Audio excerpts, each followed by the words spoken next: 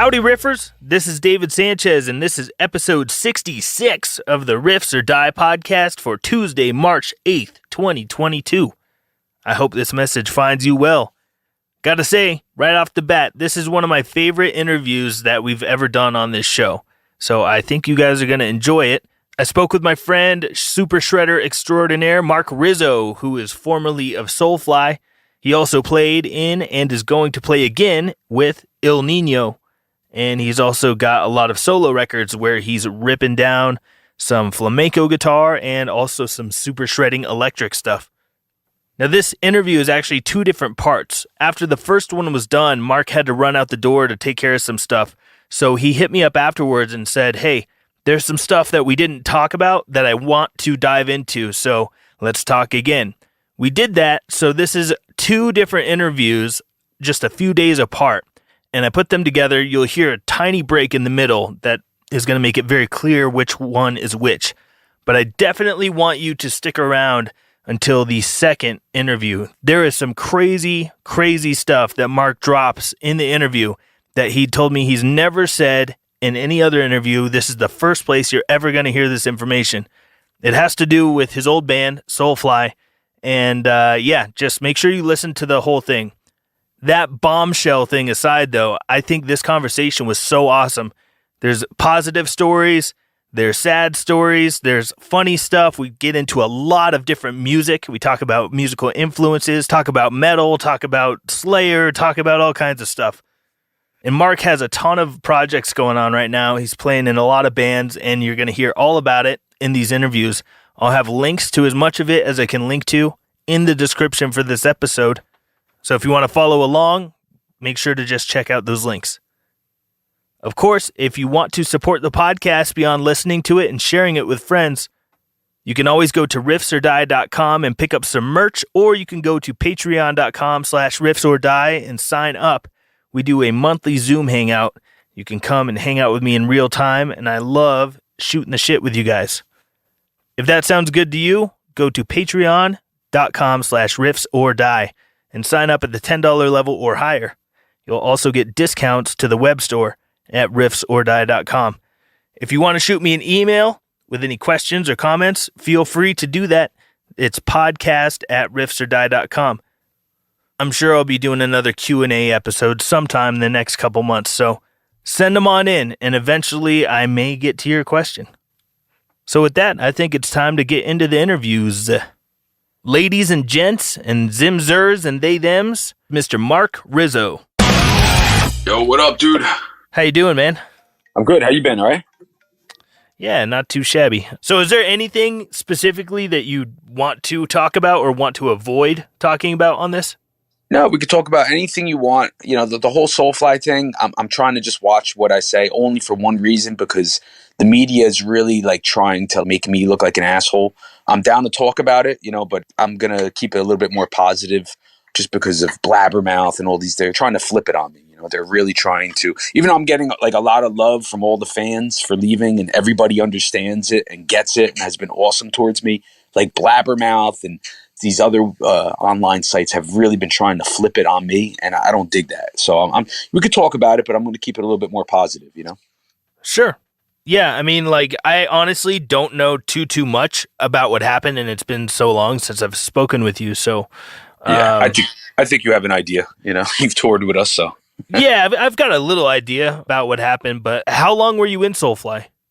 18 years. Jesus Christ, that's a lifetime. Yeah. It's crazy how long I was in the band and just how fast time went by because of all the touring. You know, you're on the road nonstop with a band like Soulfly. So it was like I joined when I was, you know, in my early 20s, and all of a sudden, you know, here I am in my 40s, and I don't know where the time went. It just flew by. Yeah, I feel like time accelerates. Yeah, it really does, especially when you're on the road. I always say that when you're home working a day job, you know, you kind of judge time from weekend to weekend. You know, you're looking forward to the weekends. Yeah. Whereas tours and being on the road, you kind of judge time tour to tour. And, you know, the tour could last 2 months. That's right. I always tell people we age different. Really? It's true. Touring musicians age different. Yeah, it's true. Yeah, we see more stuff in 2 weeks than most people do in a whole year. Exactly, man. And I'll tell you, there's something about flying all the time and constantly moving around the world. It definitely does something, man. It really feels like you're time traveling and you're in warp speed overdrive. And that's why I think the 18 years just flew by. And now, since the pandemic and being home, it's like I was sitting home and just being like, man, where did these 18 years go? I don't even know where it went. It went by so freaking fast. And then being stuck home, quarantined, it was like, holy shit, where did my life go? Yeah. Yeah, people don't realize the sacrifice that touring musicians make to go out there and put the show on for you. It's a huge, huge sacrifice in your time, because you're literally gone for the entire day to play one show in a city. Exactly. Exactly. And you're constantly on the move, and especially with a band like Soulfly, it's like, forget about seeing your family, forget about making plans with your family, forget about having a girlfriend. You could just forget about that. It's just you're on the go and you're on someone else's schedule, and it's like, get on the bus and go, and next thing you know 2 decades have passed by. Yeah. Yeah, absolutely. Yeah, it's wild. Mm-hmm. It's super crazy. Yeah, yep. 18 years is a long time. I've seen that you have been playing some shows, though, doing solo stuff. How's that going? Yeah, so I've always been doing my solo gigs. I mean, that's what really kept me afloat all those years when Soulfly would take a break. Sometimes they would just be like, all right, we're taking 6 months off, and you had to figure out what you were going to do. So that's really why I started doing my solo gigs. I never, when I put out my first solo record on Shrapnel back in 2005, I wasn't planning on touring. I wasn't planning on doing shows with it. But what happened was, when I was in Soulfly back in those days, they would just be like, all right, we're not doing anything now for the 6 months. And you would really not get a lot of notice. So that's where I basically was like, all right, man, well, I got to survive, man. And I'm just going to get out there and do my solo gigs. So that's what I've always done. And it really, really came into play to really help me out during the pandemic, because like a year ago, I just basically said, the hell with it. I'm going to hit all the states that are open and just start playing shows. So I started just doing my solo gigs last February and flew out to like Montana, down to Florida, to Texas, and just started touring all the states that were open. Smart. Yeah. Yeah, not much point in going to San Francisco. Yeah, or, where I live in New Jersey, the East Coast was shut down. There was nothing going on, man, for shows. And I had to get out there, and I wasn't being as paranoid maybe. I mean, obviously that's a conversation. Everyone's got different opinions. But I was like, the hell with it, man. It's just me by myself playing to a backing track. I mean, you couldn't be any more safer. It was me just flying by myself, me staying in hotel rooms by myself, me traveling in a car to get to show by myself. It just was like, I'm doing this, man, and I really, I hit the road before anyone else did, really. So I was like, the hell with it. I got to rock. That's awesome. So you did like the bucket head thing. You went up there with an iPod and jammed. I've been doing, it's funny. That's how my solo project originally started back in 2005, was I was just doing like clinics for PV and doing like the NAMM show and just playing to a backing track. Yeah. And then it wasn't until then I started playing with a band and traveling around the country with my bass player and drummer. And then by 2014, the guys really couldn't tour anymore. So I was like, I'm just going to go out and play with a backing track like Buckethead. Exactly. I was very influenced by Buckethead and Michelangelo Badio, and those guys go out and just rock out with a backing track. So I was like, the hell with it, man. I'm just going to go out and do it like that. And it goes over well, man. I just play like little bars, little clubs, and just rock out by myself, and it makes things affordable for clubs and for myself, and for me, it's just a really fun, stress-free way to tour and play shows. Do you ever have to get mad at the iPod for rushing? I always say that. I'm always like, yeah, my band broke up. My iPod is we got into an argument, so I can't play the show tonight. But what's funny is like there's no guitars in my backing tracks. It's just bass and drums, and again, it's just so much fun, dude. Just to get out there, and I mean, I do love playing with my guys. My bass player passed away. Rest in peace, Derek Kleibish. He passed away about a year ago. Oh man, I'm sorry to hear that. Thanks. Yeah, I think you knew him. He toured with us with Havoc. He was my guitar tech. He was a great dude. Oh yes. Yep. Yeah. So he passed away about a year ago, and he's still on my backing track, so I feel like I'm keeping his memory alive by going out there and playing to his bass in my live show. That is very cool. Good point. Yep. Yeah, it seems like a really smart way to do it. Way cheaper for the venue, cheaper for you, easy. There's no group meetings. You don't have to Yep. worry about someone being hungover and fucking up. Yep. Yep. Yep. Exactly. Or, having to deal with people just being crazy and insane. And, although in my solo project, I always had really cool guys in the band, But yeah, for me, for instrumental guitar, this isn't original. There's other guys that have done it for years too, like Buckethead, like Michelangelo Badio. Yngwie Malmsteen, he used to do gigs like this too, where he'd go out and just shred out on top of a backing track. And it may be boring for drummers, and maybe other people, but for guitar players, it's for me, it's fun. And I love seeing other guys do this too. So. Yeah, that's really cool. And do you have any tour dates coming up? What I normally just do is just weekend gigs. I fly in, again, because the overhead's low. I can just book a ticket, fly somewhere, and play a show for the weekends. Sure. So right now, that's all I've been doing this last month. Last weekend, I was in North Carolina, South Carolina. I played, and then I flew from there to Wisconsin, did a gig, and then flew home. And this weekend, I'm actually driving up to Maine, and I got a show this Saturday. I'll be taking a little break from my solo gigs because in March, I'm going out on a full U.S. tour with the reunion of Ill Niño. So we're going to be hitting the road in March and doing a full U.S. tour around the States. Rad. Who else is on that tour? It's going to be us, Head PE, and Drowning Pool. Okay, cool. That should be pretty big. Yeah, it should be good. I haven't toured with Ill Niño in 20 years. It's a whole new band. I've been telling people, it's a new band, in my opinion, new singer who's incredible, just new vibe, new attitudes. I mean, it really, we did a live feed reunion about a year ago during the pandemic. And then they asked me to come back, and, I really like the new music a lot. I'm doing solos in the band now, some of my style of riffing. So it seemed to make sense, man. And I know the old school Niño fans are excited for it. Rad. That's cool. I was just listening to your last solo record that came out last year. Awesome. Yeah. Living Shred Volume 1. Oh, yes. Yeah, that came out on God Size Records. It's just a compilation of all my past records, like a greatest hits. And it's more the heavy stuff. We left off a lot of the acoustic stuff and just kept it heavy. Okay, cool. I did not know that. Yeah. So is there going to be a Volume 2? I'm actually getting ready to start a new record, and it will be my sixth record. Hopefully we're going to start it. And then, when I get back from the Ill Niño tour, me and my drummer, Anthony DeVizio, we always write together.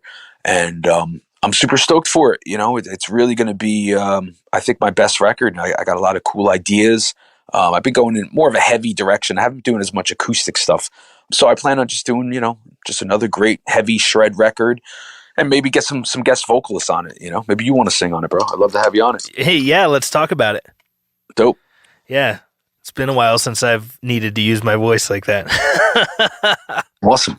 What are you guys up to? Let's talk about you, man. I always tell people Havoc is one of my favorite bands. That tour I did with you guys was one of my favorite tours. You guys are like my favorite guitar players, you and Reese.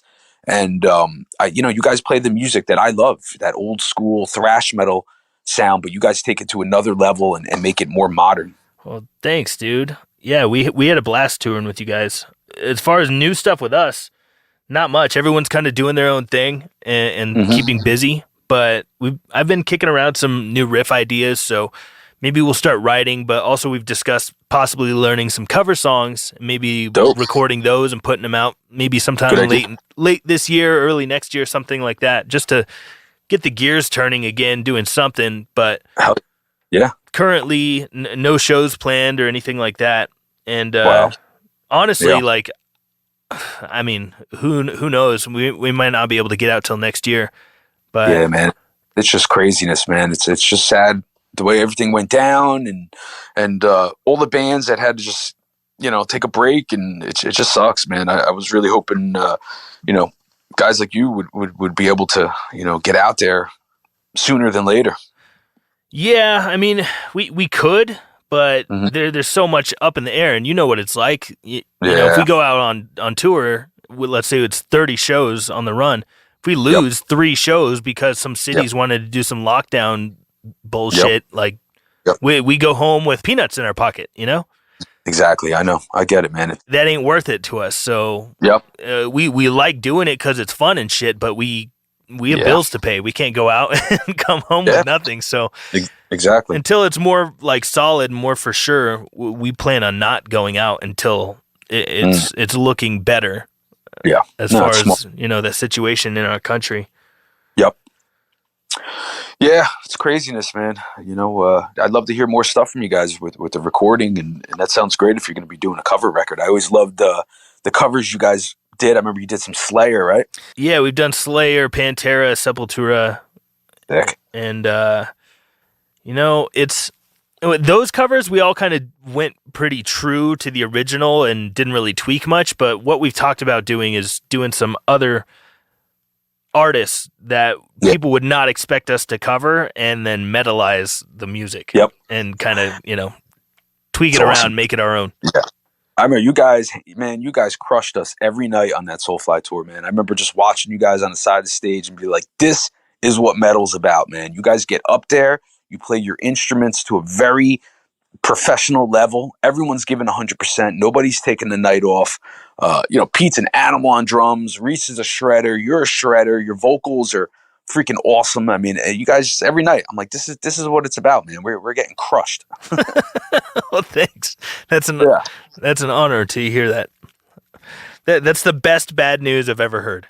It inspired me, man. I remember that whole tour just watching you guys and being inspired to get up there and rock out and give it 100%, man. It was, for me, it's inspiring. It's never a competition thing for me. It's always just like, man, it inspires me to get up there and just rock out as hard as you guys did. Yeah, I feel you. When I see bands that absolutely crush live, it's not offensive to me. I'm like you. Yeah. I take it as a fire under my own ass to do better. I remember you guys being in a van and we were in a bus. I'm like, yo, it should be the other way around. These guys should be in the bus and we should be in the I mean, for pound for pound intensity and who's putting out, the most energy. I was like, man, these guys are killing it. Thanks, Mark. Yeah, we try. You crush it too, man. You're a fucking super shredder. And thanks. I wanted to ask you on that compilation record, that Living Shred Volume 1, on the first song, there's some extremely sick wah tones. What kind of wah pedal are you using in that recording? Do you remember? Yeah, probably just a Crybaby, man. Good question. Just Crybaby. I'm not, I'm really not that picky with gear. I usually go with just the classic stuff I grew up playing, which is, Boss pedals and, I love Gibson guitars. I think that song you're talking about, I think I use an SG for the solos. Just simple stuff, man. And the wah pedal, I love it, but I do go a little overboard with it. So I try not to, at my solo gigs, I try not to bring it out live because I just go overboard with it. Like, even Next Level Kirk Hammett, I just go overboard. He got Kirk Hammett syndrome. Yeah, so I use it when I record, but I try not to bring one live because I'll just step on it the whole night. Yeah, sure. No, it's just such a fun sound. Sure. Yeah, I love wah pedals. Yeah. So you got a new record that you're going to go into studio for this year? Yeah, I think after this Ill Niño tour, I'll come home for April, and I'm going to start a new solo record. Killer. And you're going to do it with a real drummer, real bass player. Yeah, I always work with my drummer, Anthony DeVizio. He's been playing with me for over 10 years now. He's incredible. He also plays in the band 40 Below Summer, which is an old band from Jersey. And then I do all the bass usually. Sometimes I'll have a guest bassist, but I usually do all the bass. It's just easier to knock it out. And sure. Then I think this record I'm gonna get some guest vocalists, man. I think I've done enough instrumental, so I'm gonna see who's available. Like I'd love to have you on it, man, and see who else is available. Because I do enjoy writing music also for singers and coming up with riffs that can really accent the vocals. Hell yeah. Yeah, let's definitely keep in touch about that. I'm interested. Sure. Hell yeah. Absolutely. So I have to ask you, because your shredding is pretty eclectic, and I can't quite put my finger on exactly who. So I have to ask you about musical influences. Who are some of your biggest influences as a guitarist? Man, there's so many. But off the top of my head, I'm sure you and me have the same influences. We love that thrash sound. I always say Overkill is like my favorite band of all time, especially growing up here in New Jersey. I saw those guys play so much back in the 90s. They were such an influence on me. They're such cool guys. I've toured with them. And to me, they really represent metal and thrash metal, in my opinion, over everybody, man, and that's why I love you guys so much, because you guys obviously have a big Overkill influence and take it to the next level. Yeah, I love that Overkill never went like soft. They just keep putting out crushing, fast, heavy shit. They never had like a reload era. Exactly. I always say that. Overkill never put out a bad record. They never let us fans down. They always kept it to that Overkill sound. They always put on a top-notch show. Bobby Blitz is one of the coolest dudes ever in metal, and the guy is, I'm not sure exactly how old he is, but I know he's got to be pretty up there in age, and he still gets up there and gives 100% and runs around that stage like an animal, man. I mean, the dude is just incredible, man. They blow my mind away. So Overkill has always been one of my biggest influences.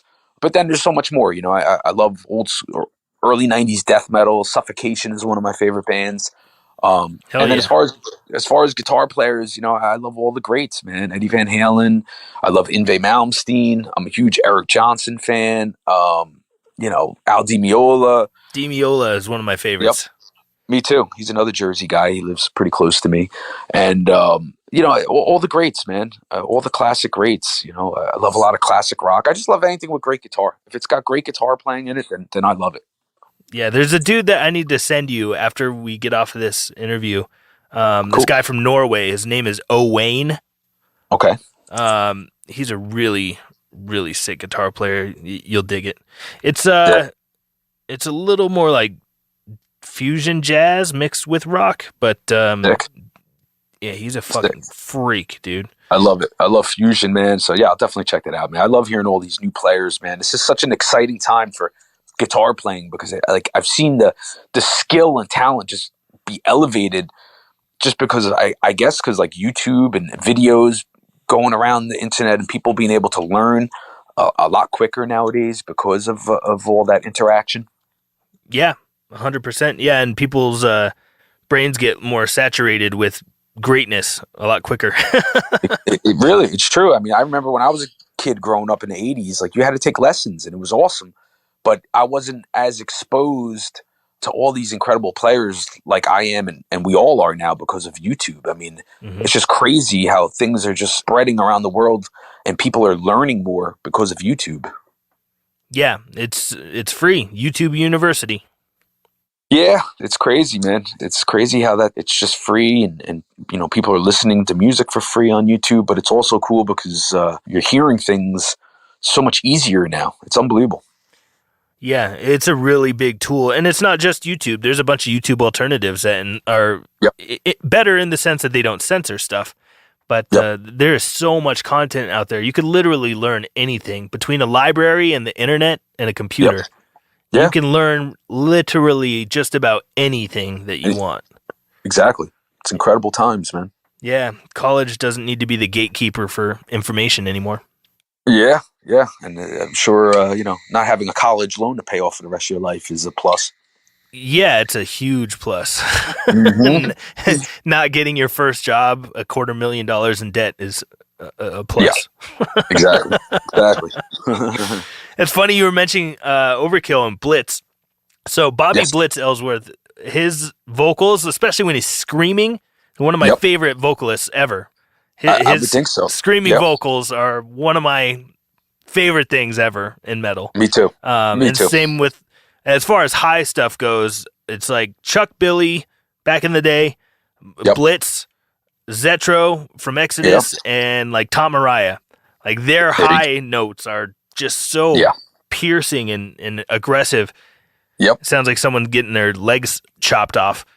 That's why I always loved your vocals, man, because you're right. Those are all my favorite singers, man. That's why I always tell people, man, Havoc is just one of my favorite bands. And I can't even, you guys have been around for a long time too. So I want to say newer, but you guys really aren't newer. You guys have been doing this for years, but your sound is just new and fresh. But you take that old school sound and take it to the next level. I just love it. Thanks, dude. Yeah, I mean, our influences are pretty varied. They go from that old school classic thrash stuff to, classic rock, but we listen to a lot of other shit, and that's why we sound a little different than other bands. Sure. I mean, I love gypsy jazz. I love weird fucking like circus music, avant-garde, strange, bizarre shit. Sure. Reese's way into bluegrass and country. I love funk. Yep.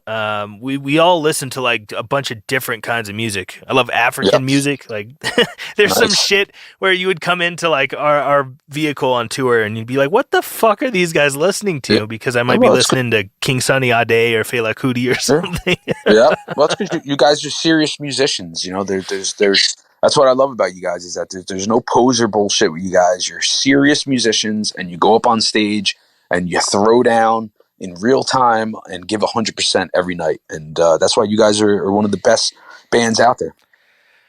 We're working on it. I can't wait to go out there and do it again live. Yeah, I really am looking forward to that. I do have a funny Blitz story. So one time, I worked at a bunch of venues here in Denver. Mm-hmm. Technically, I still work at them, but they've got some very questionable rules at the moment. So I told them I'll come back when they drop all that bullshit. But good. One of the Overkill shows I was working one time, I was hanging out like in the hallway / alley area of the venue, like off to the side of the stage. And Overkill was on, and it was like a guitar solo, middle of the song. And Blitz goes running off stage because he literally does run. You're not wrong about that. He ran off stage during the guitar solo, whatever. He pulled out a cigarette, lit it up, started hitting his cigarette, and then because it's Denver and we're at high altitude, often bands request oxygen. Yep.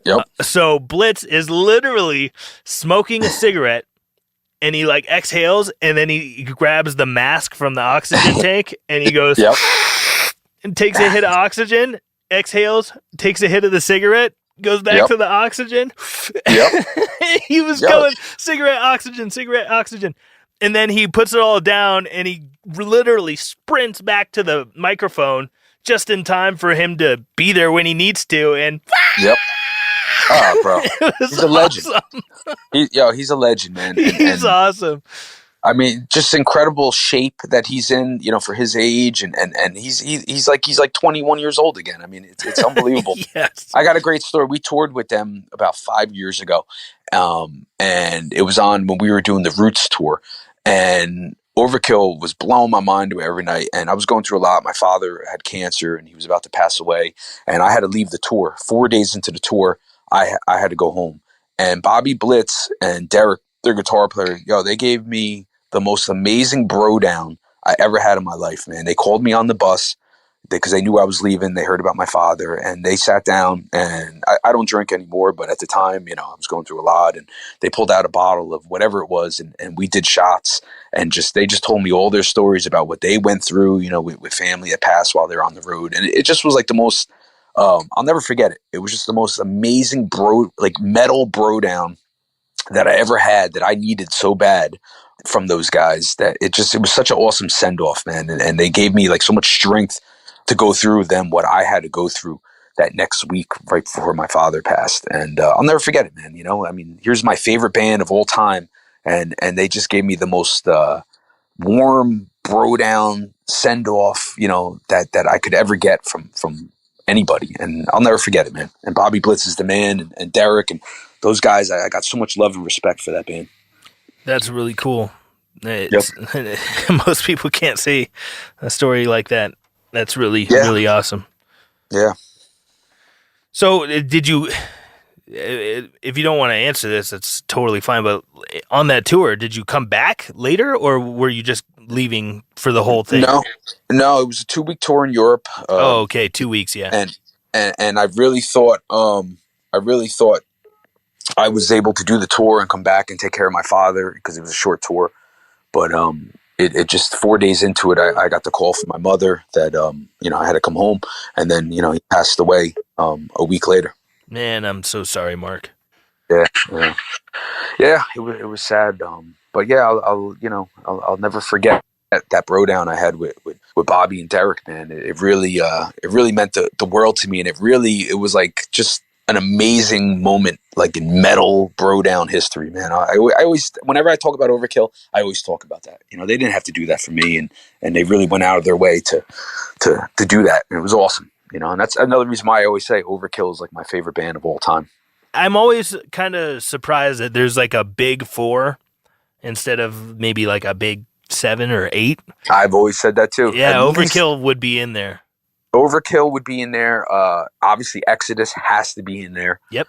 Testament, they definitely, they need to do it again and do like a big 7, big 8. I mean, you have to. You can't just leave out Exodus, leave out Overkill, leave out Testament. You know, right? They'd have to do that. I think. I hope they do it.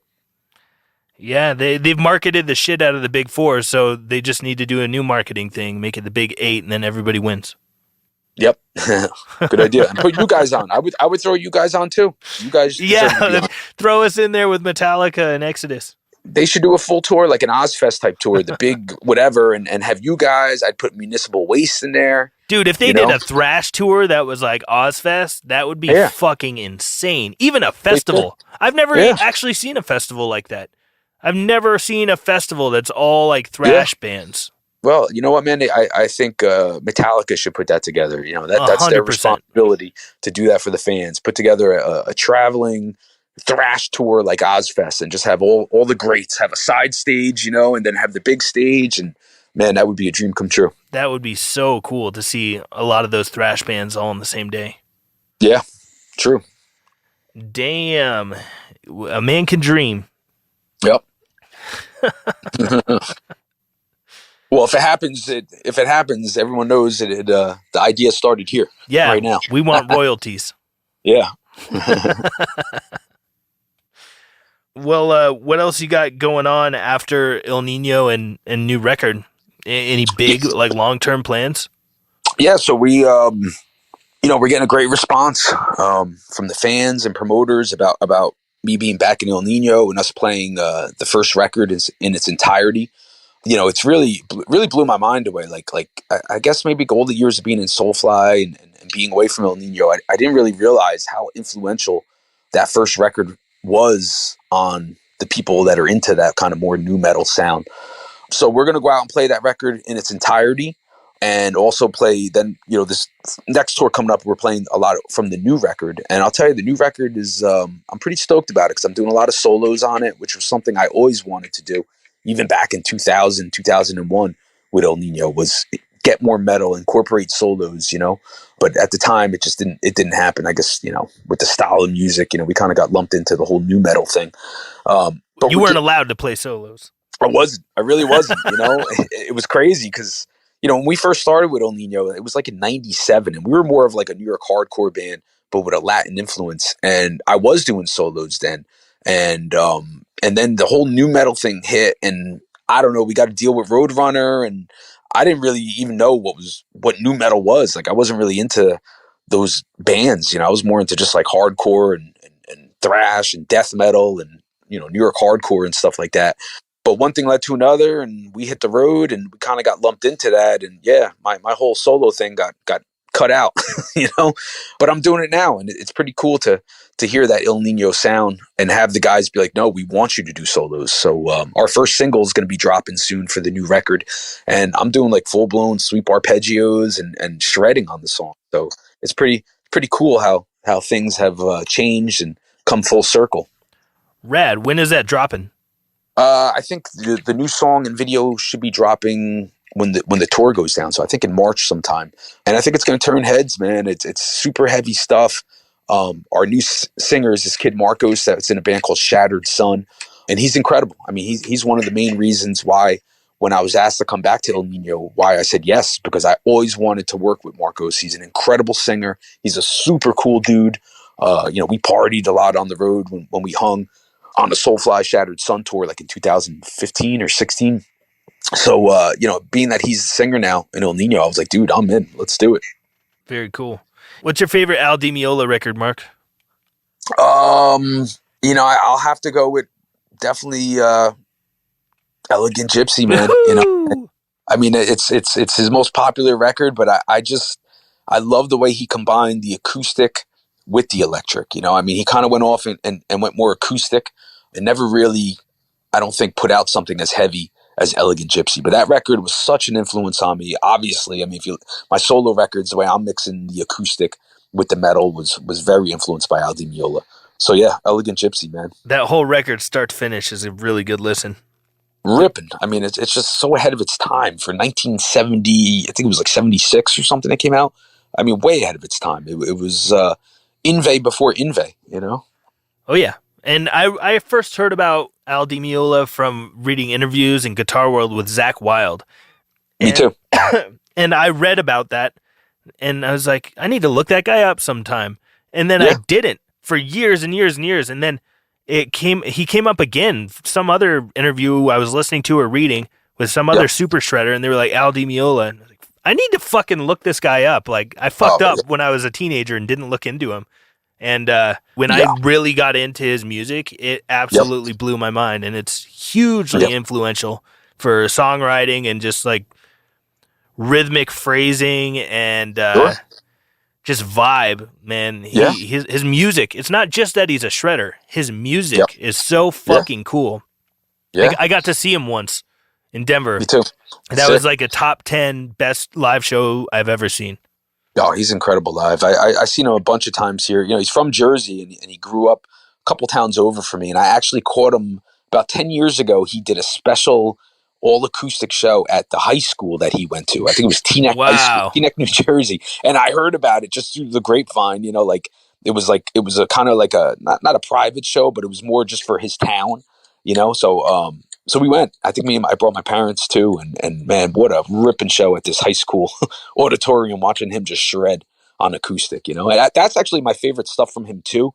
Is just going like on YouTube and watching him just like improv all by himself, acoustic. The way he makes an acoustic guitar sound like 10 players in one, and then does it all with a pick. That's what's amazing about him, is that he took kind of that Latin guitar, almost flamenco influence, but did it all with a pick. The way he arpeggiates his chords, and it's like you would think he was doing like the Paco de Lucia style flamenco playing, but he's not. He's doing it all with a pick, and he's just so fast and tight with it. It's insane. Yeah, he's a total beast, and Paco is too. Oh yeah, Rest in Paco peace. That guy was a freak. I got to catch Paco live here in Jersey too, man. Oh, no way! You're lucky. Oh, he's incredible, man. He's another guy that was, just a legend, man. And then the three of them together, him and Paco, Al Di Meola, and John McLaughlin, the Friday Night in San Francisco. That record was so influential on me. Oh yeah, McLaughlin's a freak too. Mahavishnu Orchestra. Yeah. Oh yeah, yep. Yeah, man. A lot of that stuff is like under the radar shredders. I often refer to like gypsy jazz and flamenco guitar players and some jazz players. Like it's under the radar because it doesn't have like heavy distortion, and it's not all marketed like, hey, shredding. Yeah. It's insanely shredding, but most people wouldn't think of it that way. You know, if a metalhead was listening to that in the background, they'd be like, yeah, whatever, it's jazz. But if you really listen, or if it had distortion and wah, people would be like, holy shit, who's this guy? Yeah, well, that was the shred before, metal shred. I mean, these guys were doing this in the 60s. I mean, John McLaughlin, however you say his name, I always mess it up. But he was, doing this in the 60s. I mean, listen to Bitches Brew with Miles Davis. It was the first jazz with, like, mixing it with rock and distorted guitar. I mean, these were the guys that influenced Al Di Meola and even Yngwie. This was super technical, fast playing, but more in a jazz fusion world. And then that influenced all the thrashy guy. I mean, look at Alex Skolnick, one of my favorite players of all time. His influences were these guys. This is where he got the inspiration back in the 80s when he was a kid. For sure. George Benson, too. Oh, yeah. George Benson back in the day, man. Like the George Benson quartet stuff from the 60s. I love those two records. Yeah. Incredible, man. These guys are all incredible players, man. Yeah, absolutely. And it's that under the radar sneaky shred because it's not distorted. People don't look at it like that. Yeah. Especially the flamenco. I mean, the flamenco players, they were doing this since like the early 1800s, all that fast picking, the picado finger picking stuff. I mean, this dates back to like the early 1800s, and these guys have been shredding for years. I mean, it's insane, man. It It really is. Yeah, I mean, classical music too. Classical music is also sleeper shred stuff. You listen to Mozart, Yeah. Paganini, Beethoven. Yeah. That was. There's so much shredding, but a lot of Yep. people just snooze on it because it's, I don't know. I can understand how people could not be into classical music if they heard the wrong pieces. But it's such a huge genre. There's so many different sounds under that umbrella. But man, I fucking love classical music. Of course, I mean, classical music is the metal music of the early days, and those guys. And that's where Inve got, obviously, Paganini. He got it all from the Paganini pieces that he basically just kind of improvs on his riffing, and I love that style, and I love neo. Obviously, I love neo classical shred and that whole scene. The Shrapnel Records with Mike Varney. That's why I was super stoked when I put out my first 2 records on Shrapnel, because I grew up on that stuff. Yeah, that's the shred label.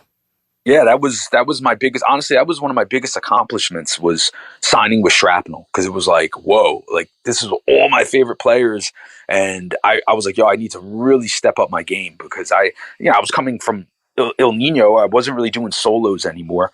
I kind of put more of my attention on learning flamenco and classical and finger picking, and kind of took a break from shred metal.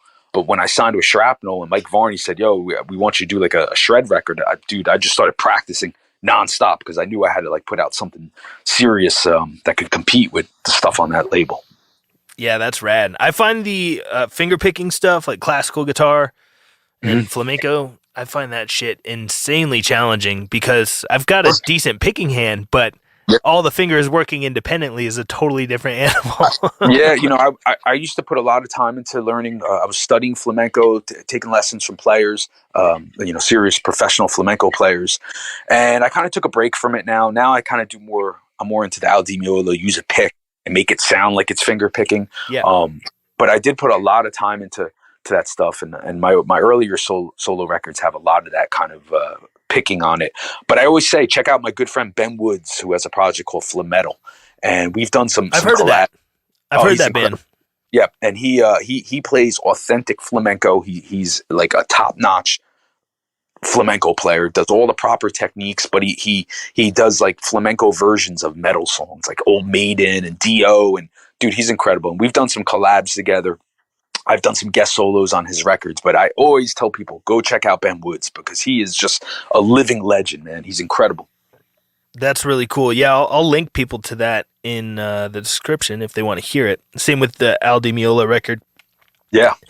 And Ill Niño, I mean, shit, that's not going to be out yet, so I can't link to that yet. But soon. Yeah, the new record I think will drop probably like April. Who's the record coming out with?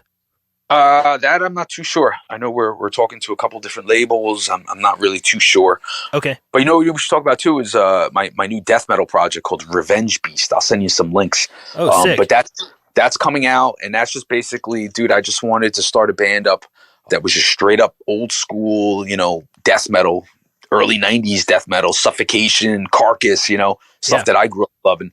And actually Upstate Records is going to be releasing our new record, and I'm super excited about Revenge Beast, man, because it's just a band where I could just go crazy and just do technical death metal riffing and solos, and my singer Jay, he's got a sick voice, man, and sick lyrics. It's going to be great. When is that coming out? That will be dropping. I'm probably around April, May. Also, man, we're almost done recording the record. Then we're going to master it, and I think it's going to come out pretty soon, man. Rad. Okay, cool. Yeah, I'm looking forward to hearing that. Yeah, man. You rip some death metal. I'm stoked, man. It's really it's kind of like that death metal thrashy vibe that I brought to Soulfly. I'm doing it now in Revenge Beast and moving forward with that sound. It's definitely just straight up heavy, brutal death metal. And then I got this other new project that I'm doing with Tony Campos called Hail the Horns, and I think you'll dig that too. That's gonna be a little more thrashy. It's kind of going to be like early 90s groove thrash, like when a lot of the thrash bands were kind of slowing down and getting more mid-tempo, but the riffs were still thrashy. Mm-hmm. And Tony's singing in that, and his vocals are, it's going to be great, man. I mean, Tony is such a talented bass player. He's in Static X, and he played with me in Soulfly for years. So I'm super stoked to do that project too. We'll be doing a new record probably come the new year. Damn, dude, you're gonna be doing a lot of stuff. You're busy, staying way busy. That's the thing, man. When the pandemic hit, dude, I just went into like warp speed overdrive with writing and starting new projects. Like I've talked about it a lot in past interviews, but Soulfly really wasn't doing anything that entire year. So I was just like, you know what, man, I'm moving forward and just starting a lot of new projects and recording and writing. And when this is all over, and hopefully it's over soon, I'm gonna have a whole bunch of records to show for it. Rad. That's really cool, man. Taking the initiative like that is not easy in a time like this. A lot of people got their inspiration completely zapped out of them. Sounds like it happened the opposite for you. Yeah, man. I just love playing and writing, and I just hit record and just got all my ideas down and just started sending stuff back and forth to everybody that was in my different projects. And, I'm going to have a bunch of new records and new ideas coming out because of it. That's rad. Yeah, I need to catch up to you. So speaking of groove thrash, you ever get into the band Grip Inc.? Oh yeah, man. Hell yeah. That was man, that first record they put out, that's Dave Lombardo's side project when he first left Slayer. Mm-hmm. And I was a big fan, dude. They were great when they first came out, dude. They were amazing, man. Yeah, their second record is my favorite one. It's called Nemesis. I recommend that record to people a lot. Yeah, I think I remember that record, man. I remember they had that one song that it was like, dude, it had that riff. Dan, dan, dan, dan, dan, dan, dan, dan, dan. Oh, yeah. That's Hostage to Heaven on the first record. Yes. Okay, I love that fucking song. I remember being like, dude, this is like just as cool as any Slayer song, man. It was freaking. I think did the singer die? I think, and then that's. Yeah, I think the singer killed himself. Yeah, that's what I think I heard too, man. Gus Chambers. He's one of my favorite vocalists. He's huge, massive voice, and just always sounds cool. He never sounded like a pussy. He always sounded like a very tough guy. I love his vocals. And Lombardo's drumming in that band is some of his best, in my opinion, that he's ever put out. I agree, man. That band, I was a big fan when that came out. I mean, that was like in the mid-'90s, I think, when he put that out, Yeah, 90s and then into the 2000s, they kept doing some stuff. I can't remember the guitar player's name, but that he's a Swedish dude, and he's real sick guitar player. He doesn't show it off very much in the band, but there's a couple times where he starts riffing down. You're like, oh, okay. I didn't realize that was under there. Oh yeah, no, that was when he left Slayer, it was obviously a huge disappointment. But man, when he put out that Grip Inc., I remember just being like, whoa, man, this stuff is awesome, man. Yeah, it's a shame that band's not more well known. A lot of people have no idea about that band. Yeah, I don't know why it never really caught on. I don't know why, man. They were. I remember they were making noise back when that record came out, and then I don't know why. I guess the guy died, so that explains it. Yeah, but even when they were doing records, I don't think Grip Inc. was ever really huge. Yeah, and in my opinion, the record, like that second Grip Inc. record, to me is better than what Slayer was putting out at the time. So. Yeah, it was. I mean, well, I will say one of my favorite Slayer records of all time, and my go-to Slayer record is Divine Intervention. Man, that record for me just blew me away, man. To me, that was Slayer's like fusion prog record. That's got Kerry King and Jeff Hanneman. I think their most technical guitar playing on it. There's a lot of Slayer riffs that are hard to play, and the solos. What the fuck, Mark? You're a super talented lead guitar player. What is up with Hanneman solos? Like. They are not in a scale, they're not in a key, but they sound fucking awesome. That's like so signature, and with Gary Holt replacing Hanneman, it doesn't sound the same at all because Hanneman played his solos in such a bizarre, unique way. Yeah, just, I mean, all the dive bombs. I could never really pull off a Slayer solo note for note. I just kind of improv and do my own thing. But yeah, it fit the music. It was just chaotic, like the music. And I loved it. I love their leads, man. Some people I know, like back in the day, some of the guitar snobs were like, it's just like out of key, and I'm like, yeah, but it fits the music, man. It's ugly, like the lyrical themes and like the message they're trying to get across. Exactly, man. So I love it. I mean, I always say, I mean, it's everybody's favorite band, but I still to this day, man, I listen to Slayer every day. They're pretty good, I guess. That the Divine Intervention record, it's funny. One time I drove from LA to New York straight, and I drove by myself, and all I did was listen to Divine Intervention the entire 3 days of driving. God and you know damn. what? Dude, it never got boring. That record is so intense and just intricate guitar playing. And I always say too, like that was like, it came out in 94, and there was all these, like, a lot of the death metal bands were getting popular and doing incredible stuff, right? With the left hand, a lot of, like, fancy, like Cannibal Corpse and Suffocation, a lot of trills and crazy stuff. But Slayer was like, to me, it seemed like they wanted to compete with all those bands, but they were like, we're going to make the right hand even more technical than we ever did. So it's got some of the sickest down picking, triplets. They started doing like some off time beats, man. Like, it just, that record blows my mind away, man. And that's the first one with Bostaff, right? Yes. And I love his playing, man. I just think he brought kind of a more of a, I don't know, like fusion kind of proggy vibe to it, It's incredible. If you could give one piece of advice to future generations, what would you want to tell them? Work hard and try to keep up with what's going on, because I think that's one thing I kind of neglected all those years of touring was not, being on a bus driving down the road and not really knowing what's going on with technology, keeping up with all that stuff. So right here is basically where the first interview ended between me and Mark. He had to go run out of his house to run some errands and stuff, so you're not missing anything at the end of this conversation here that I cut out. So right here, we're going to dive into part 2, and this is me speaking with Mark a few days after the fact. And in this section, he drops a major nuclear bomb that, honestly, still at this point, I'm not sure what to make of it, what to think of it, but it's very, very fucked up and very interesting, to say the least. So I will let you guys listen to it, and you can listen to Mark talk about it, and you be the judge. Decide for yourself what you make of it. I'm not going to tell you what to think. But anyway, we talked about this thing that Mark wanted to discuss, and we talked about a lot of other things as well that go far beyond this thing I'm talking about. And the rest of this conversation is excellent, if you ask me. So with that said, let's get into it. Here is part 2 with Marc Rizzo. Kill it. So what's up? What else do you want to talk about here? Politics, man. We got to save the world, dude. We got to do it.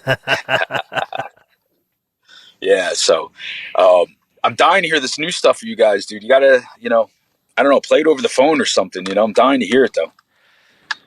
Well, it's not ready yet. There's Okay. not a single new song completed yet. But there's a lot of leftover riffs in the riff pile, though. And that, you know what? That's promising. I can't wait to hear that stuff. Unreleased riffs, and you got to let me do a solo on it, please, man. I'm dying to do a solo on you guys' record. We'll give you 2.5 seconds. Perfect. I can sweep about 30 arpeggios in that time. How funny would that be to make a track that's just got a ton of shredders on it, but each soloist gets like 2 seconds? and see how many notes they can squeeze in 2 seconds. And just put it all together and make it all one solo section. That's a great idea, actually, man. Well, they did something like that years ago. Do you remember that metal? It was like, I don't know if you remember, the fuck was it?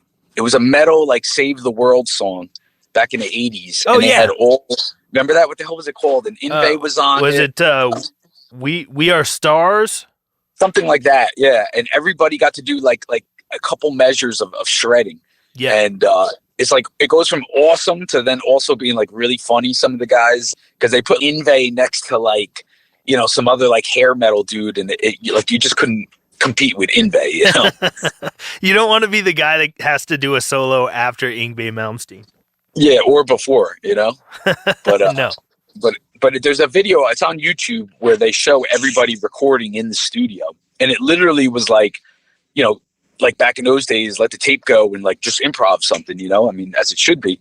But it's funny to see, like, everybody really looks like all the solos are off the cuff. And you could tell, like, some of those dudes look, like, pretty nervous that they got to go up against, like, Yngwie and George Lynch, Yeah, those guys are scary. Yeah. So you told me that there was something Soulfly related that you wanted to get into on here. So what is going on? What's up?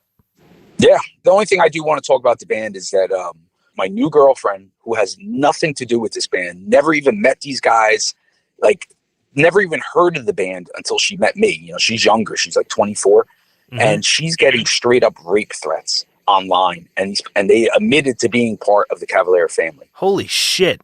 That's something I want to get out there. I wanted to get out there that this is what fucking happens when you leave this sick cult, you know? Wow.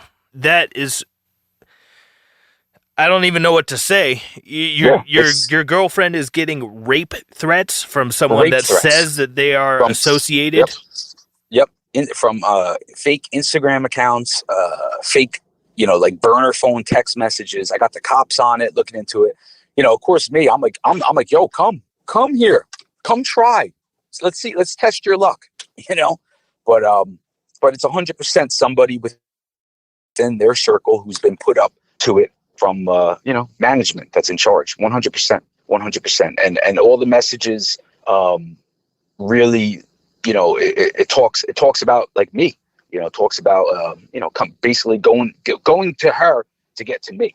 I mean, it's next level shit, you know, and it basically, that's what sums up why Sepultura is never going to get back together. That's, you know, guys like Andres and Paulo, they don't want to deal with this crap, you know. So, do you know for a fact that it is somebody associated with the band or something like that, or is it someone just impersonating and saying that because they're a huge fan and they're trying to, you know, get under your skin and be an asshole? It's somebody within their family because they admitted to the Cavalier name being in the family, and they're talking about, you know, business related things involving me with the band that only people within that circle would know. 100%. Wow. Okay. You know? So it's pretty brutal. It's pretty it's comical too, because I mean, they would need a tank, you know, let's be honest here. But yeah, very, very, very just you know, very scumbag. Next level scumbag, you know. I mean, like when I left the band, it wasn't really like a vicious thing with me. It was just like, yo, this is what happened. This is why I'm leaving, you know. But like the truth wasn't really out there exactly why I was leaving, you know. And I just told my story, which was the truth. And you know, to take it to a level to threaten to rape somebody's new girlfriend, it's like, come on, man. That's people need to know about that. That's next level. Wow. And have you told this to anybody else publicly? No. You were the first person to hear this. This is the first interview where I finally, you know, I kind of ignored it for the last couple months, but I finally was like, you know what, man, I'm going public. I'm talking about this. This is just next level douchery, you know? Well, that's a really big accusation. You know, people would, on the outside looking in, would say that that's a very, very big accusation that you're making. Like, do you have proof to substantiate the claims? Yep, screenshots, everything. And the cops are involved. So there's a police report?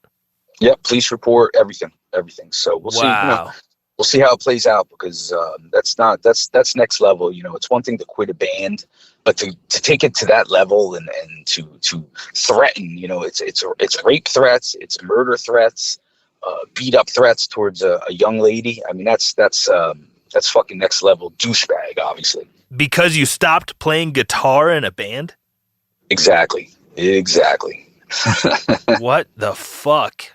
Yeah, but you know, again, that sums up the history of that world, you know, and that's one of the many reasons why, you know, I'm sure guys like Andres and Paulo are like, we want nothing to do with this, man. We're out of here. So yeah. But in good news, in the meantime, you know, I'm a week away from starting the Ill Niño tour. You know, these guys are ready to rock, man. We had such an awesome sit down, bro down, talked about things in the past. I haven't stepped on stage with Ill Niño in 20 years, you know, and they're aware of everything going on too. And it's just amazing how it's a new band, different vibe. They welcomed me back like a brother, and we're moving forward with it, man. And you know, the new record is going to showcase that. And dude, we're coming out, you know, on this tour, hardcore, man, swinging. So, you know, this is good. It's positive, and I know the fans are very, very excited about my return with Ill Niño. And once they hear the new record, man, it's gonna be freaking awesome. I'm really glad that there's a positive spin to this conversation, because Jesus Christ, you just dropped a mega bomb. Sure. But I'm looking forward to coming and seeing you. I hope that you guys are playing Colorado. I would love to meet up while you're in town. Yes. I believe we are, man. So we definitely got to hang, man. And you know, obviously, like, I would love to do a guest solo on the Havoc record. I've always said that you guys are one of my favorite bands, and I can't wait to hear your guys' new record, and be awesome to do another tour again. It's been too long. Hell yeah, absolutely. Yeah, well, let's keep in touch about swapping some recordings for each other, because you mentioned having vocalists on your next solo record. Definitely keep me posted on that, because yeah. I got some vocal cords that haven't been put to good use in a while. Awesome. Yeah, let's do it, man. Definitely. I mean, the only good use that my vocal cords have been getting is trying to save the world, like you said. So yeah. What do you think we could do to try to help save the world? Man, I mean, it's a mess, but I mean, when has the world never been a mess, right? I mean, the politics, these people accuse people of lying, they're lying. I've never seen our country so divided in my 44 years. I mean, the left, the right, and honestly, I'm not really a big political, but how could you not follow what's going on right now in this world? And I have a lot of friends that are on one side and a lot of friends that are on the other side. I don't know. But, everything that's going on in Russia and Ukraine, I mean, that's definitely, I hope does not happen. I hope it ends. I mean, war is obviously horrible. And it's just really sad to see a country that once was united, to be killing each other that are neighbors, man. It just, it's got to stop. I agree. Yeah, 100%. I don't support either nation in that conflict. Mm-hmm. I think the governments are all corrupt. I think they're all scummy. I think government means force. Government means tyranny. Government means less freedom. So I don't support either government, but I definitely sympathize with the people that are having their lives turned upside down by the military operations. I think it's fucking horrible. Horrible. And it's really interesting, though, to me that there's wars being waged with our tax dollars that the U.S. is involved with. The U.S. has invaded and is bombing nations all around the world right now. Nobody cares. Never on the news. Nobody gives a shit. As soon as Russia, who's been painted as the bad guy for the last 6 years very hard, but for decades, Cold War and everything, all of a sudden Russia invades their neighbor and the U.S. loses their minds. It's like, why didn't anyone care when the U.S. was doing this exact same shit? Is it because it's the U.S. and it's your own country and you don't want to be labeled anti-American for criticizing U.S. foreign policy? Or is it because the people in Ukraine are white and all of a sudden you care because it's white people instead of black and brown people being bombed? Like, it's really interesting to me that the Jim Morrison quote really springs to mind. Who controls the media controls the mind, and that really is the case. That's true. Yeah, I question everything I see on the news. I really, I know you do too. I mean, I follow a lot of things that you're posting, and I think you have to be like that. It's really it's amazing how with social media, Facebook, and the news, how things can be really shoved down your throat to really push an agenda. And I like to hear both sides of a story. I mean, so, I respect anyone who wants to talk about and debate things, but going to war obviously is not the answer because innocent people get killed. There needs to be more coming together and talking and finding solutions because, it's only the poor that suffer, the little people, the people that aren't rich, Yeah, like the myself. Rich get richer during a war. I'm a little person. Yeah, and it's really interesting to me. You're talking about, ending the violence and coming up with a solution. I find it very interesting that a lot of what I see from peers and friends and corporate media and this, that, and the other, politicians, it doesn't seem to me that there's a lot of people talking about peace. There's a lot of people talking about, hey, arm the Ukrainians. Let's have a conflict. Let's have a war. Yeah, go, go, go. Go get them. Yeah. There's not a lot of, hey, guys, we should sit you guys down in a room and hammer this out without any more people having to die. There's not a lot of talk about that. It's just give them guns, go to wars, give them weapons. Let's do this thing.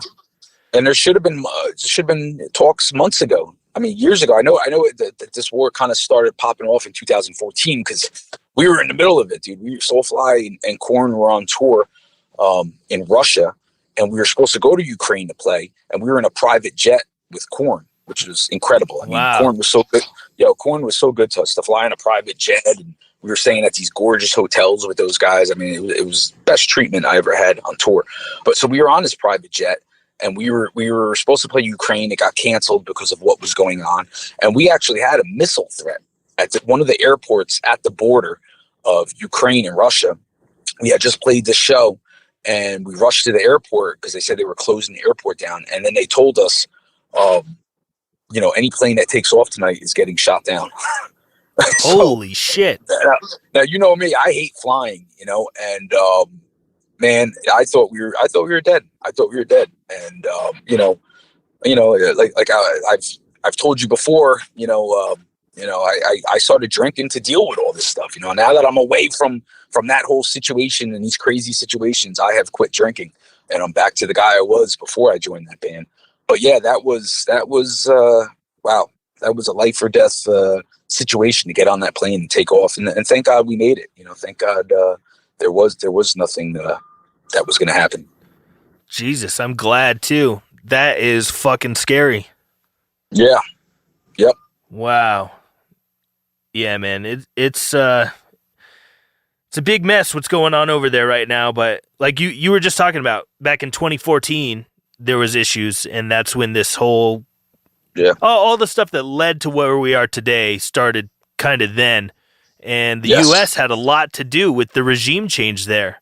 And a lot of people don't know that, don't realize that, are totally unaware that the U.S. helped to change the government over in Ukraine back in 2014.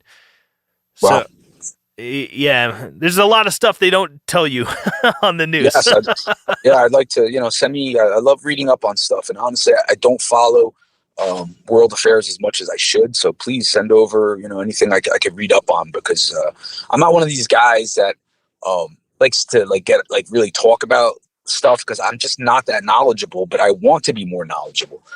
So I love listening to these topics. I really do.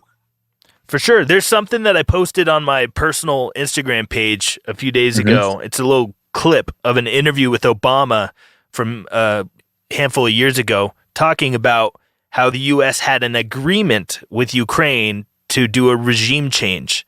Like, this isn't conspiracy theory or anything like that. It's literally the president saying we had an agreement to overthrow the government. So, wow.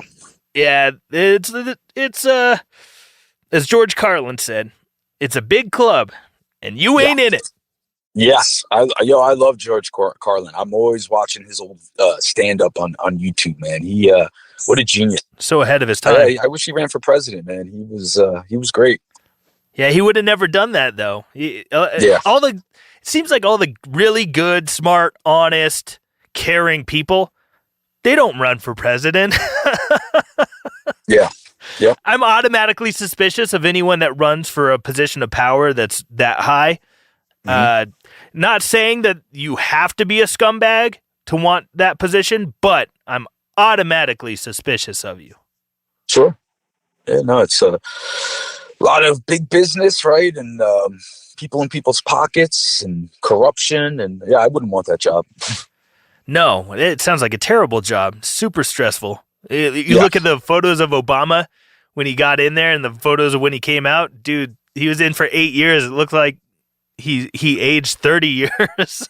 Yeah, I've seen that. I've seen the before and after. They always do that to, the before and after pictures of presidents. And yeah, I mean, that's a stressful job, man. Yeah. And I mean, it's got to weigh on your conscience and your sleep a little bit too when you're the drone bomb king who also got a Nobel Peace Prize. Yeah. Unbelievable.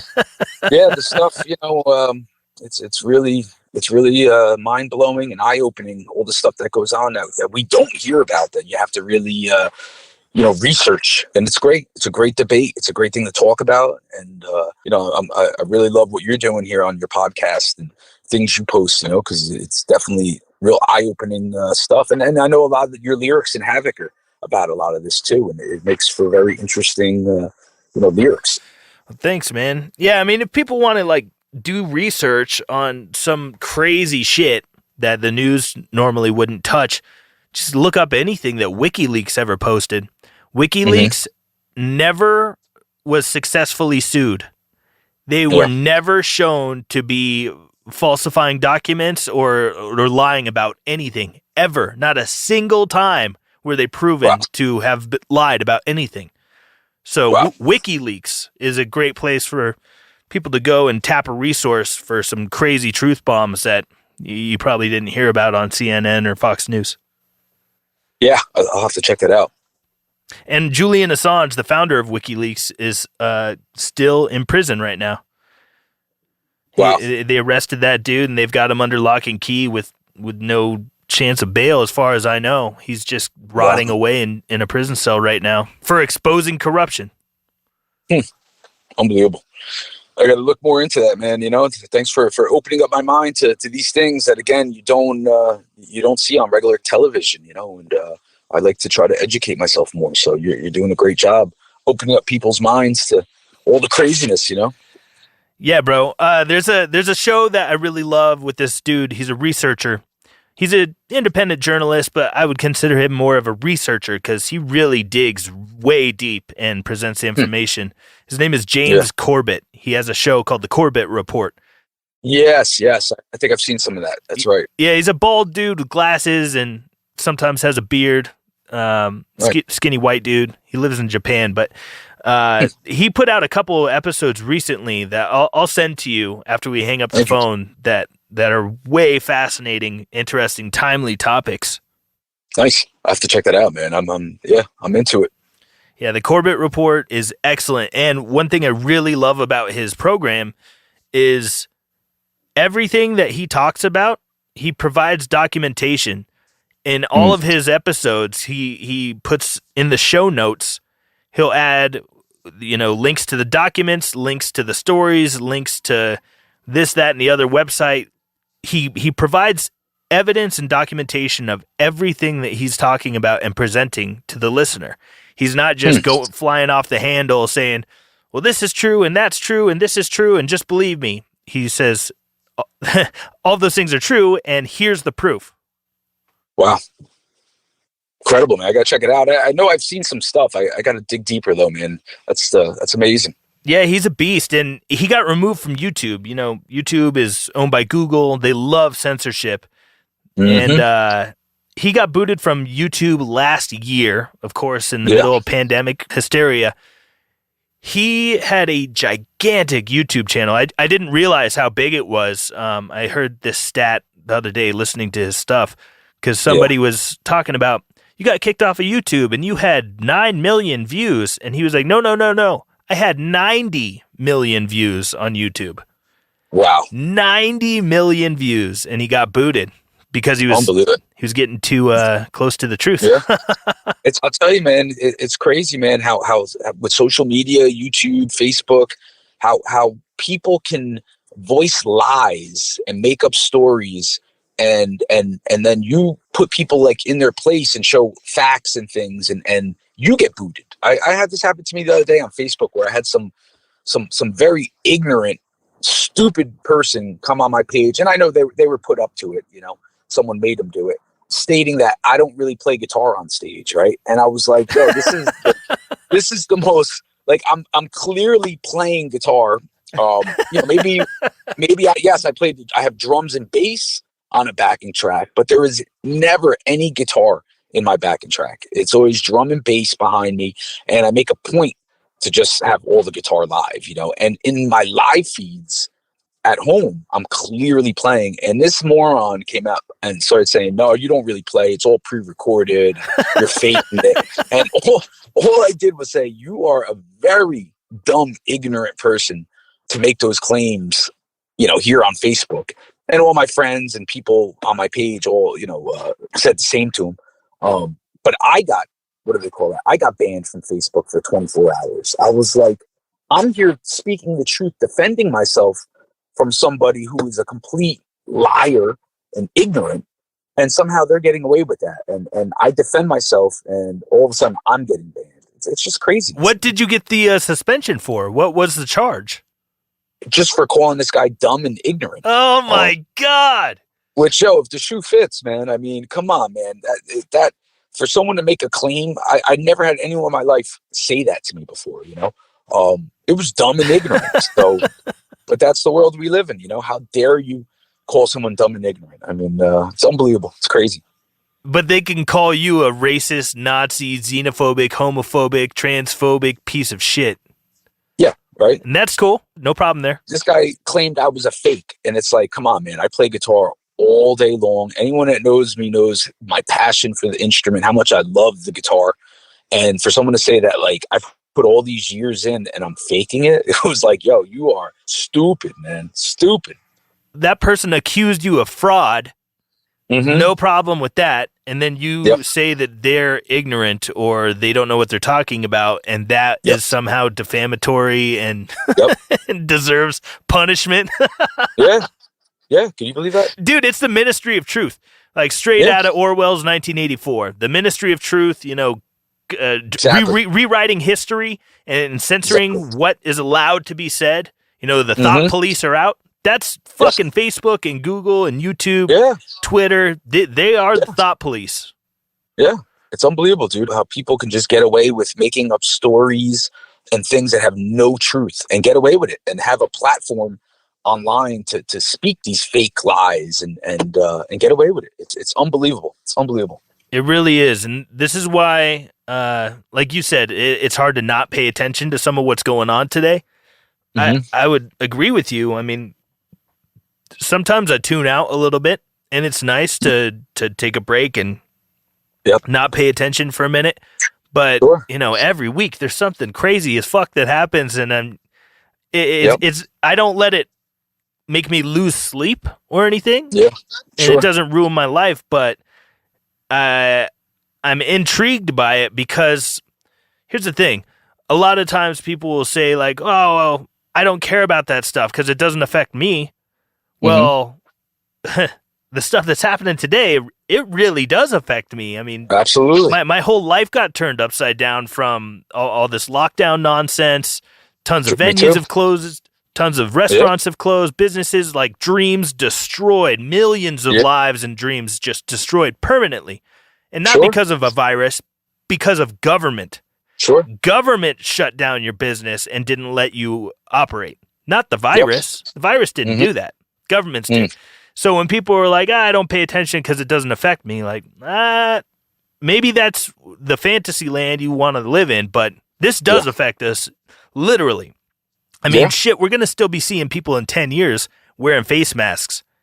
Sure. And why is that? Is that because there was a virus, or is that because there was hysteria created over a virus? Sure. I know what you're talking about. We all do. I mean, it's crazy, man. It's crazy times. I hit the road back in February, just going at it. I was like, I can't take this anymore, man. And of course I care about people.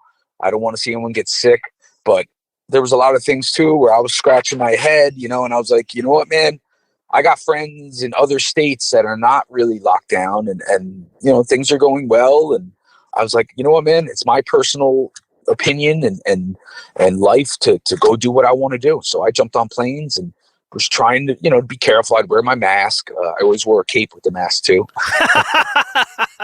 That's what I always say.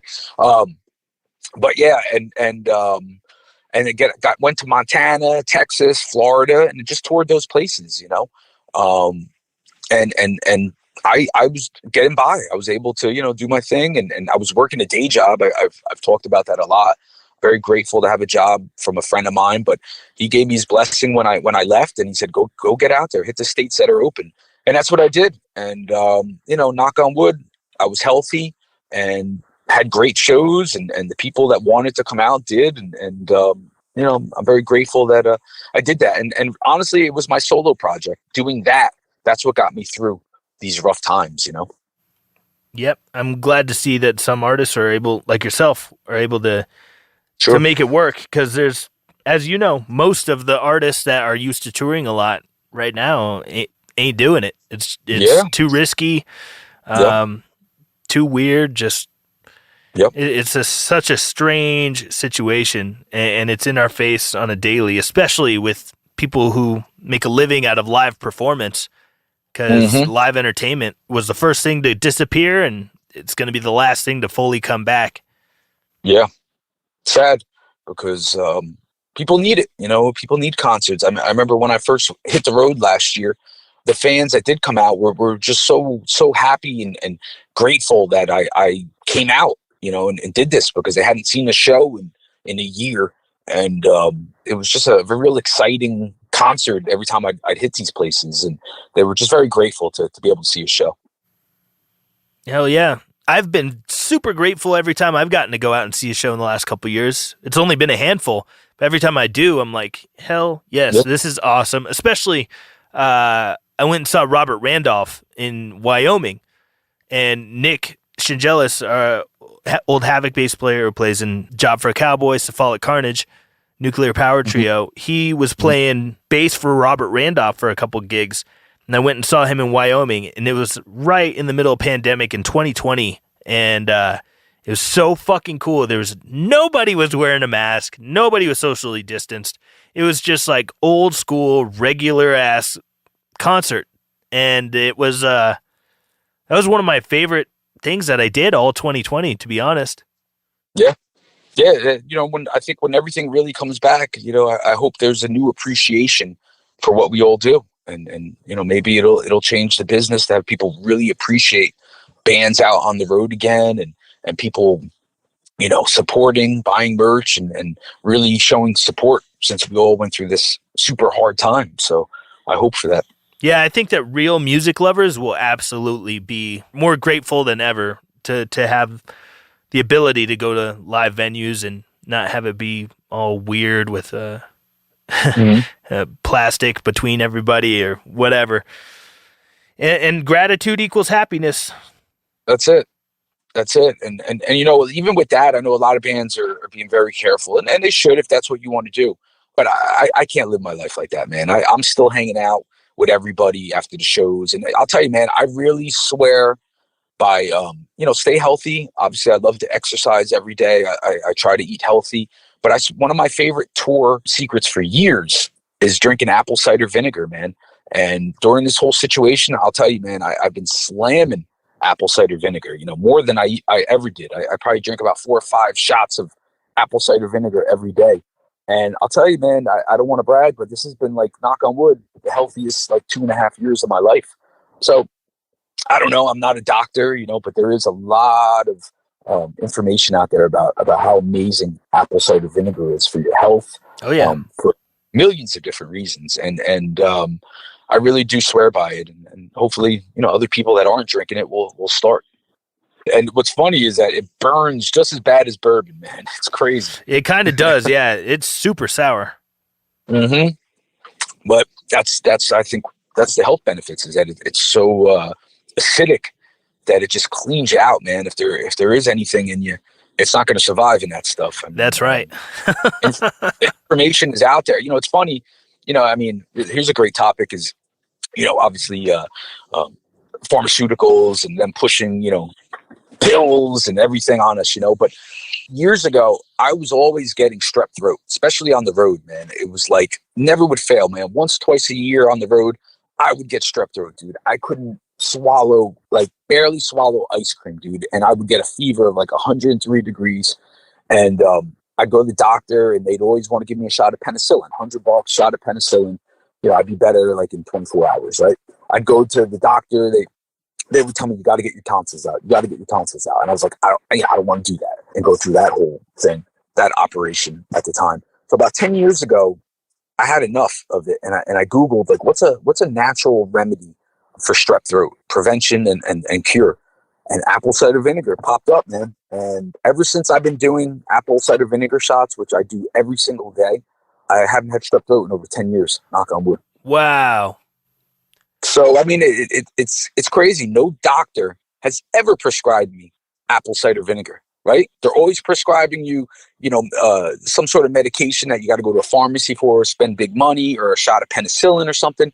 And here it is at your grocery store, apple cider vinegar. And it's prevention and cure for so many different things. It's incredible, all the health benefits. Why don't doctors ever push that on you? They don't get a kickback. They don't get a kickback. It's only $5 for a bottle of it. I mean, think about it. So again, it's all about research and questioning things and seeing the reason why things are in this world. That's a classic example. What you just said. Exactly. Although it's anecdotal, that's a classic example of why you should not, quote unquote, trust the experts. Exactly.